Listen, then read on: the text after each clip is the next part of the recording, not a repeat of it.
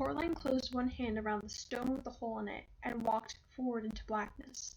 She expected to find a curtained anteroom, but there was nothing there. The room was dark. The theater was empty. She moved ahead cautiously. Something rustled above her. She looked up into a deeper darkness, and as she did so, her feet knocked against something.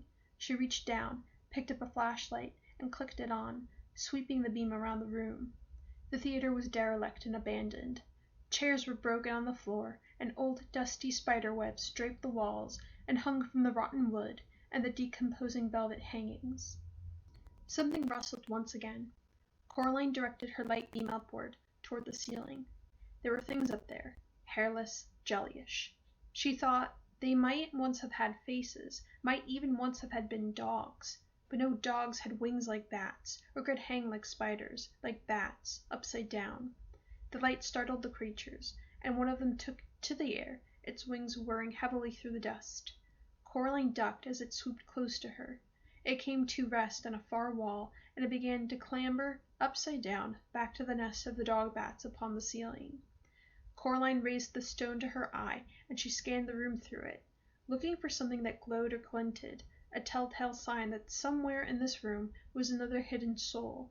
She ran the beam of the flashlight about the room as she searched, the thick dust in the air making the light beam seem almost solid.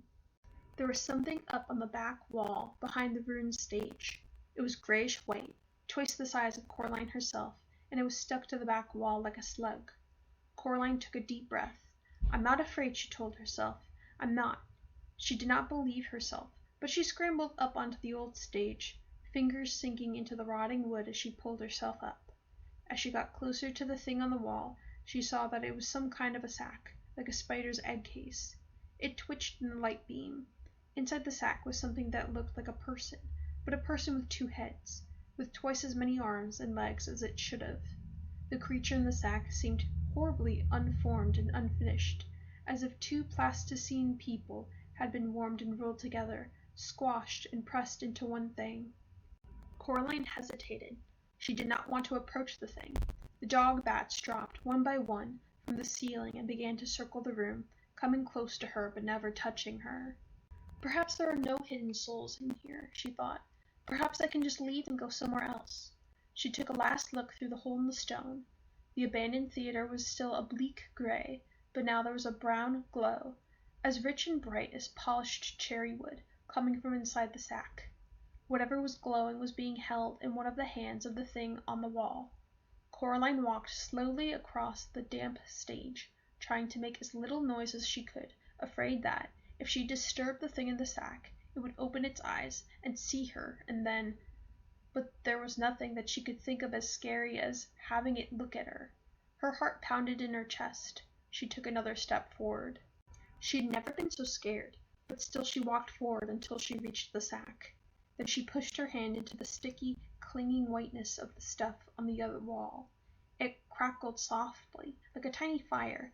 As she pushed and it clung to her skin and closed like a spider web clings, like white cotton candy. She pushed her hand into it, and she reached upward until she touched a cold hand, which was, she could feel, closed around another glass marble. The creature's skin felt slippery, as if it had been covered in jelly. Coraline tugged at the marble. At first, nothing happened. It was held tight in the creature's grasp. Then, one by one, the fingers loosened their grip, and the marble slipped into her hand. She pulled her arm back through the sticky webbing, relieved that the thing's eyes had not opened. She shone the light on its faces. They resembled, she decided, the younger versions of Miss Spink and Miss Forcible, but twisted and squeezed together, like two lumps of wax that had melted and melded together into one ghastly thing. Without warning, one of the creature's hands made a grab for Coraline's arm. Its fingernails scraped her skin, but it was too slippery to grip, and Coraline pulled away successfully. And then the eyes opened, 4 black buttons glinting and staring down at her, and 2 voices that sounded like no voice that Coraline had ever heard began to speak to her.